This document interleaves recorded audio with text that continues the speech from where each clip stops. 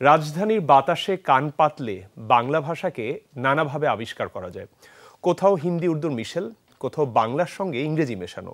পুরান ঢাকার ভাষার যেমন মাদকতা আছে, তেমনি নতুন ঢাকার বুলিতেও অলংকার কিন্তু কম নয়। শহরের মানুষের ভাষা চর্চা তুলে এনেছেন সহকর্মী তানভীর মৌসুম।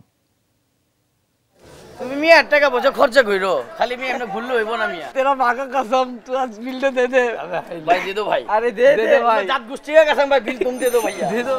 পুরান ঢাকার অলিতে গলিতে এভাবেই জমে আড্ডা। বাংলা উর্দুর মিশেলে এই ভাষাও আদি ঢাকায় ঘুরছে বহু বছর ধরে। এখানকার কথা বলার ধরন ও শব্দচয়নে রয়েছে নিজস্বতা। ঢাকায় লোক কখনো পাইলে মানে উর্দু ভাষাটা আমরা খুব আনন্দ পাই। প্রত্যেকটা বাপ মাই তার সন্তানের সাথে কথাবার্তা বলে যে আসো, বসো, খাও, কোথায় যাচ্ছ, স্কুলে যাও। কিন্তু আমাদের বাবা মা কিন্তু আমাদেরকে ছোটবেলা থেকেই ইধার পরে आओ, উধার পরে যাও, স্কুল যাও, উধার পরে যাও, মানে বাংলা কথা আমাদের বাবা মারা কমই বলে। আমরা ওই ছোটবেলা থেকেই उर्दूरेई আর কি শিখলাম। हम लोग जो बातचीत करते ढकेया बातचीत और लोग हंसता जे ये भाषा में और बातचीत करो मत।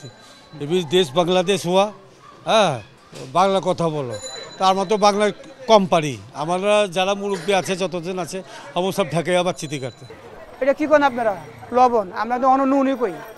ঢাকা যা দিগান নুন কয়, লবণ কিন্তু কোন শিক্ষিত লবণ কয়, কিন্তু ভাষা চেঞ্জ হয় না। আপনারা এখন অল্প, আমরা একটু এক গেছা এক যায় এক রকম, এই কিন্তু পার্থক্য কিছু না। মাতৃভাষার জন্য প্রথম বলিদান বিশ্ববাসী অবাক বিস্ময়ে লক্ষ্য করে।